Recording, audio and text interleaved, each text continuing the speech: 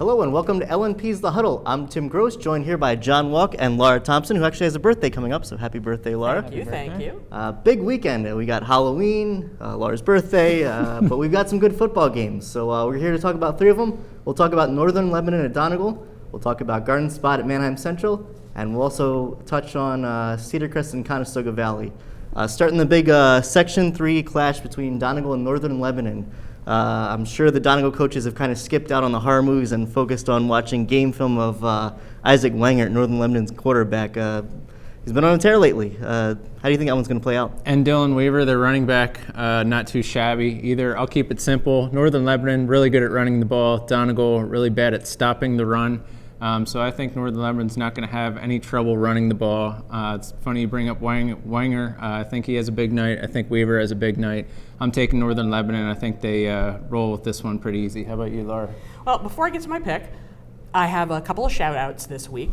Mr. Keith Schweigert and Mr. Tim Gross both went 12-0 last week, so props, gentlemen. Excellent work. Also, to a member of Keith's Week 8 live chat called Beanie, suggested last week that I really need to keep my comments under a minute. True story. I was once best woman at a wedding. My parents were guests. I began my speech. My mother leaned over to my father and said, "Oh my God, Charles, they've given her a microphone. Now she'll never shut up." So take that for what you will. But Beanie, thank you so very much for the constructive criticism. Regarding this game, I'm with you, John. I mean, Donegal has a lot of heart. They've got a couple of very nice backs in Austin Daimler and Tanner Shirk, but Wangert has been the hottest player in Section 3 lately. Plus, they have that line.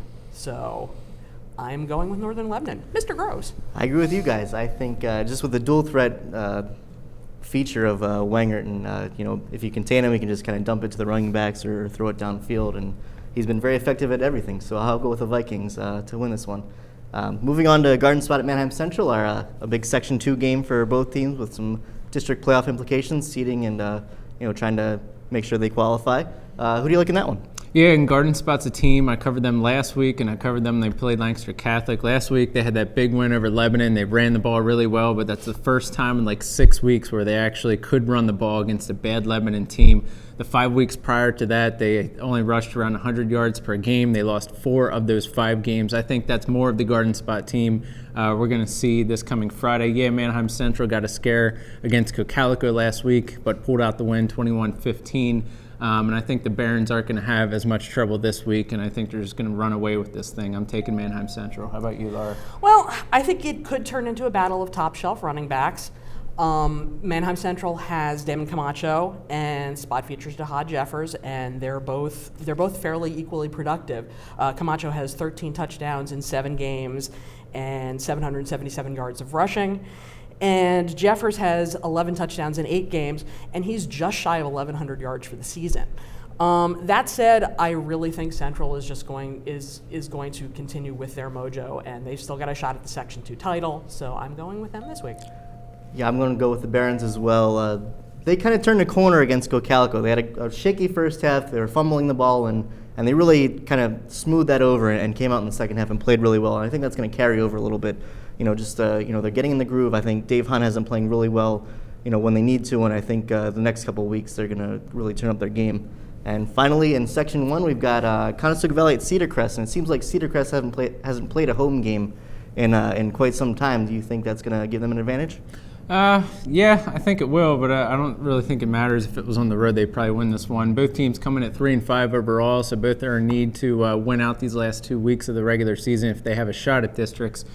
So keep that in mind. And Cedar Crest, the last 3 weeks, they hung tough with Township and lost, hung tough with Hempfield and lost, and then last week finally got a big win, nice win over McCaskey.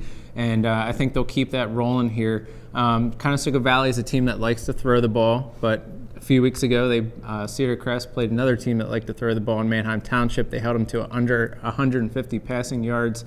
I think they won't have as much trouble this week. CV, I see their throwing game getting shut down by Cedar Crest, and I'm taking the Falcons in this one. How about you, Laura? Well, the key of the game is the D, and CV is last in the whole league in terms of total defense. The Bucks are giving up around 425 yards a game, and I think that's going to be the big difference in this one. So I am going with Cedar Crest.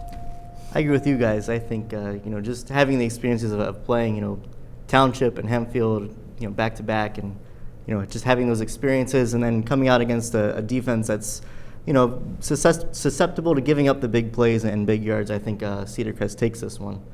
So that's our picks for this week, and be sure to tune in to Lancaster Online throughout the weekend to find out how these games play out. They actually still have to play them, so and tune in to Keith's chat, Keith Schweigert, who is recovering from a pretty bad head wound that he suffered before the pregame show. So happy Halloween, everyone, and enjoy the games, and thanks for following along.